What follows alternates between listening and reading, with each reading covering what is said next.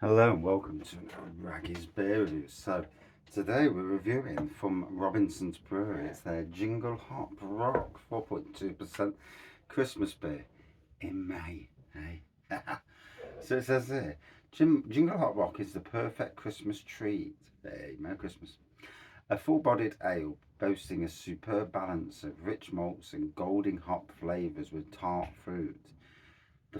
This first quenching bitter has a long dry finish with citrus fruit notes, 4.2%. Makers of Old Tom, although don't seem to see a lot of Robinson's beers in supermarkets these days, unless I'm mistaken, obviously. Uh, to be fair, not going into supermarkets anywhere near as much as I used to years ago, and this year especially, I've primarily kept away from what that is.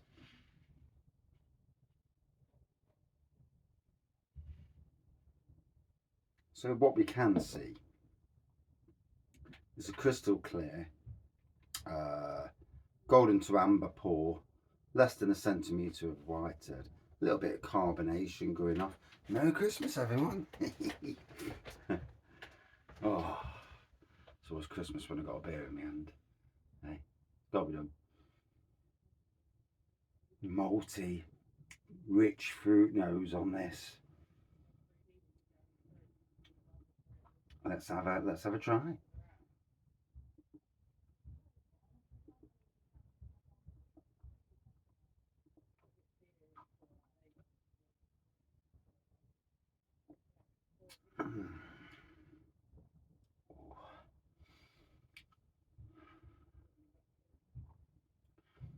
From this, I'm getting that vibes of Broadside, Adnam's Broadside, King Goblin, and those sort of beers, those rich fruit beers. And they tick the raggy boxes for reasons why I just love rich dark fruits in a beer. 4.2% actually is quite a low ABV compared to those two beasts of beers.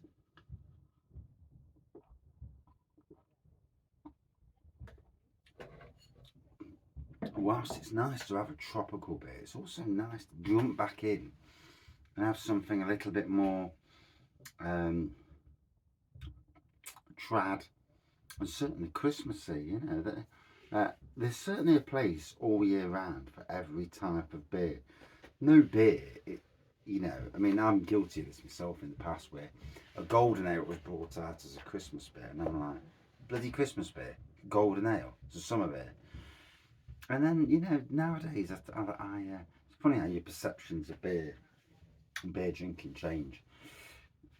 I mean, you wouldn't have thought that this is the sort of weather for an Imperial Stout. I'd love an Imperial Stout right now. Not cause just to get drunk, but to just enjoy something really top end, you know. Um, oh.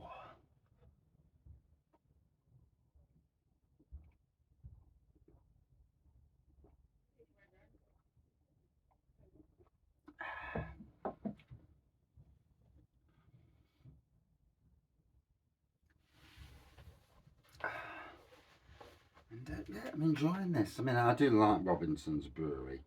Like I say, the supermarket presence seems to have diminished a bit in recent years. Um, but supermarkets tend to flip backwards and forwards all the time, although a certain company in Brewdog seem to have a lot of supermarket exposure. But is there ka-ching passing hands to get that supermarket exposure? Trust me now, supermarkets will gladly let you pay for exposure into their supermarkets for your brand name to get in. And, there's obviously big money to be made in supermarkets if you get your brand in and it sells well because it makes them more interested to do more. And I've noticed a decline. I was told that advertisers pay for the end of aisles, like the plinths on the end of aisles. They pay a certain fee per store, per plinth, and to have their stuff, featured there. Lots of dealings going off, you know. So it's not just the fact that something's going on offer for a reason. It's done a long time in advance. And that's why you get reps coming round and filling the shelves up and prettying up the plimps. They can send a photo, look what I've done. And then, you know, they'll ram it full of the product, and they get paid for doing that. And it's not a bad job, I suppose. You know, you can do 2 or 3 stores a day, and not exactly working, are you? You know, you're just helping fill a plimp full. It's interesting. It is. It's funny when you see it from another point of view. And I suppose when you look at breweries, their beer goes into a pub, whether they sell the beer or whether it's contracting, you know, the pub has it on a contract deal or whatever the deal is. But the breweries will go to the pubs to make sure that beer is top, because if it's not in top condition, and you're doing a disservice to that brewery. And, you know, someone says, oh, crap beer, they are. Crap brewery. I've had their beer, it was crap. Word of mouth, it's terrible. And it can be.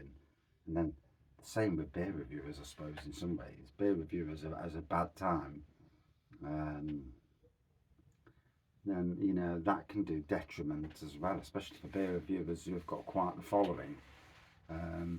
I noticed that the likes of the craft beer channel, I don't know how they came about, and, you know, did they do reviews or like that, or did they just put themselves as the craft beer channel? I don't know. I don't really know about them in that sense.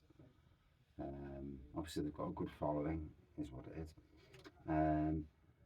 So they don't seem to do anything for sensationalism.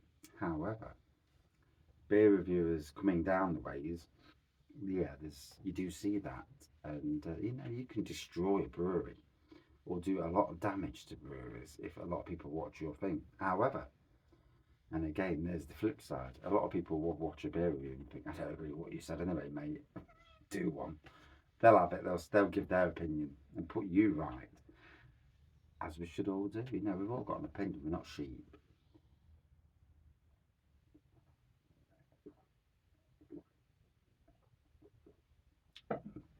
Right, so to say that is 4.2.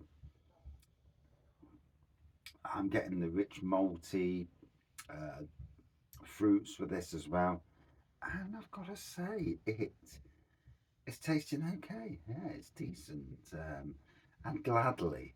I mean, I'd need to put this against Broadside to, you know, to really, because I've not tasted Broadside for a bit now. So, you know, and the likes of King Goblin, I've not tasted that for quite a while either. But to put these against it, you know, that is tasting very similar to what I'd expect from those breweries and them beers. So it's lovely. It's lovely to get something that's actually lower ABV but delivers something that's very interesting. Yeah, doubtful you're going to get it this time of the year. Probably doubtful you'll see it again. But hey, it's a Christmas beer, and Merry Christmas, everyone. And yeah, I've got to go out and carry on cooking and try and work out why my hot tub's not working properly. I think my pump mat died, which is not a good thing. Hopefully it's just playing up because of the heat, and I've got to chuck some cold water in, so there is that side of things. But hey ho, we'll see. Get a chance to cool down, and hopefully it'll be okay. Bloody hot tubs, eh? But yeah, decent trad beer for me. Modern trad. Can't fault it, and it's interesting to you know, be able to compare it to other beers. Good 4.2 out of 5 for me. I wouldn't say it was a Broadside or King Goblin beater, but it's certainly a very interesting beer. It'd be interesting to see if it's got a different name the rest of the year. Breweries do this. Don't be surprised that a beer that has a certain Christmassy name on is also out later in the year. It's this same beer but in a different name. It happens across the whole industry. and yeah, beer's made for football teams and all sorts of things. You know, these things happen. But yeah, loving the beer, and yeah, cheers.